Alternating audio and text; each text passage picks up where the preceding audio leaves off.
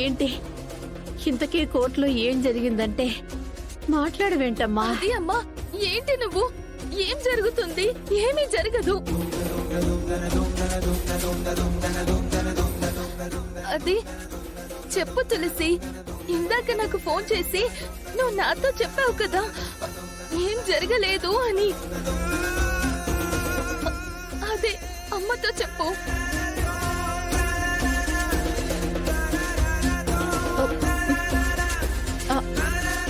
అవునత్తయ్య, ఎప్పట్లాగే కోర్టు మళ్ళీ వాయిదా పడింది.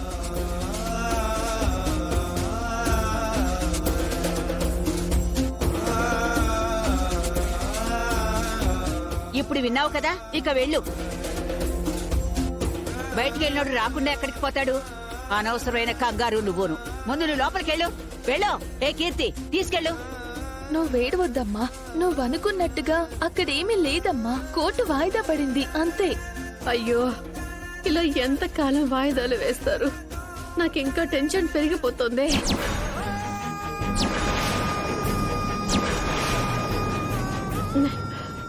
అమ్మా, ఆ టెన్షన్ ఏం పడకు.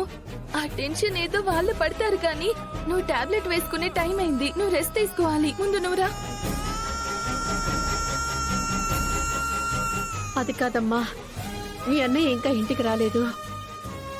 అమ్మ తులసి, సిద్ధు ఎక్కడ కనిపించడం లేదేంటి? అమ్మ తులసి, సిద్ధు నీతో పాటు రాలేదా?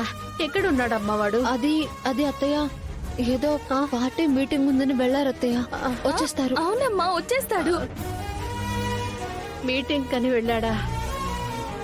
ఎందుకో నాకంతా గందరగోళంగా గుబులుగా అనిపిస్తోంది. ఏ గందరగోళం లేదు, ఏ గుబులు లేదు. ముందు నువ్వు ప్రశాంతంగా ఉండవే. నువ్వెందుకలా కంగారు పడతావు? ఏయ్, తీసుకెళ్ళవే.